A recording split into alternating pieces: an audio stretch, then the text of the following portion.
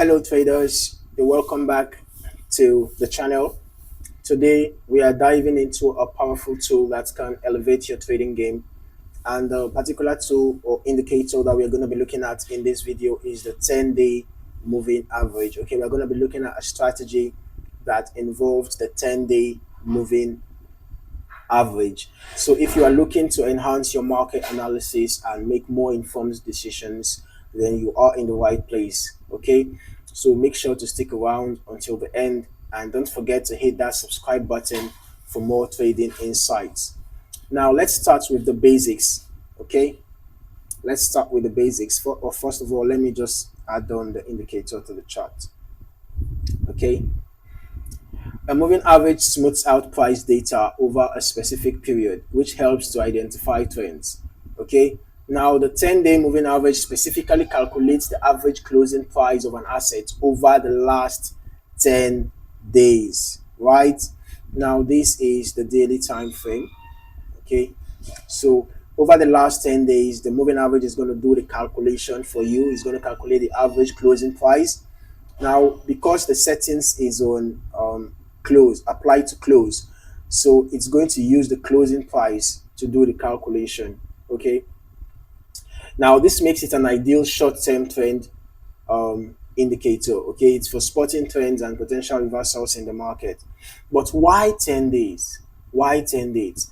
10 days is short enough to capture quick movements while still providing a clearer picture than daily fluctuations. Okay, so that is the reason why some traders use a 10-day period, okay, for their strategy. All right, now you will want to analyze the price action in relation to the moving average. Okay, when the price crosses above the moving average, it may signal an upward trend, while a cross below the moving average, right? A cross below the moving average might signal a downward trend. Okay, but as we can see that in these examples, we had a cross below the moving average, but it was just a pullback.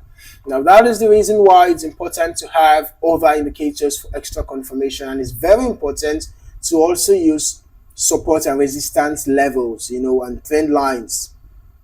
Because if we were using support and resistance levels, we would have known that when price got to this point, it had the potential of reversing, especially because this was a bullish trend.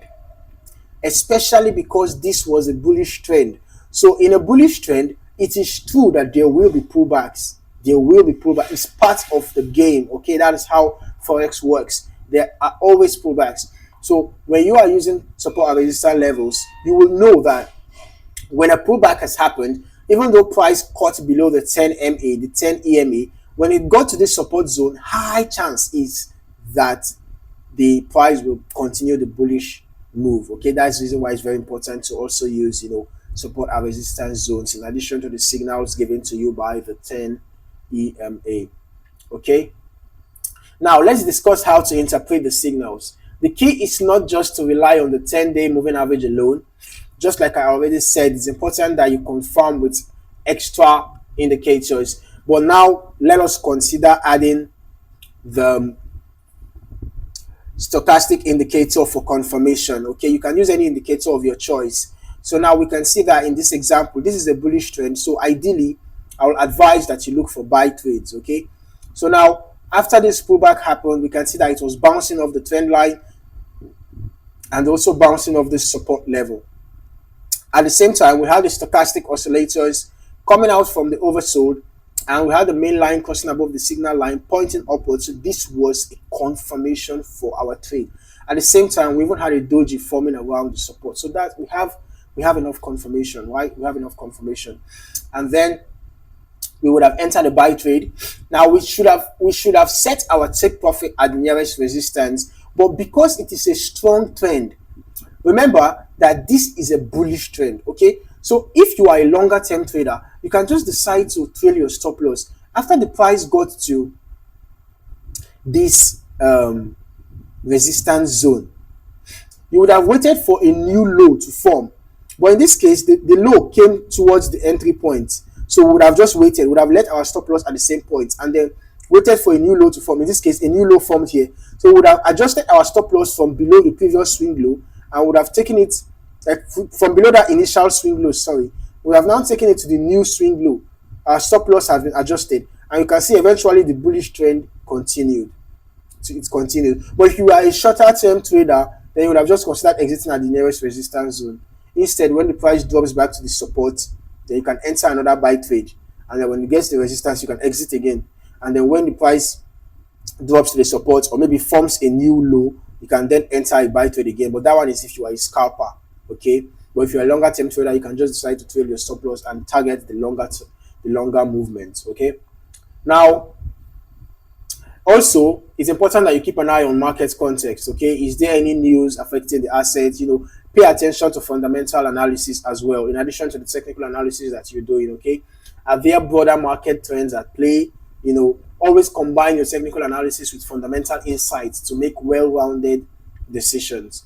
Now, before we wrap up, let's go over some common mistakes to avoid. A frequent pitfall is reacting too quickly to short-term price movements without considering the bigger picture. Now, the 10-day moving average is designed to smooth out volatility, so be patient and wait for clear signals. Another mistake is ignoring other indicators. While the 10-day moving average is useful, it's most effective when used in conjunction with other tools, okay? Very important. Now, there you have it, a comprehensive guide to the 10-day moving average strategy. By incorporating this tool into your trading routine, you can better navigate market trends and make informed decisions. If you found this video helpful, please give it a thumbs up and subscribe for more trading strategies and insights. Happy trading and see you in the next video.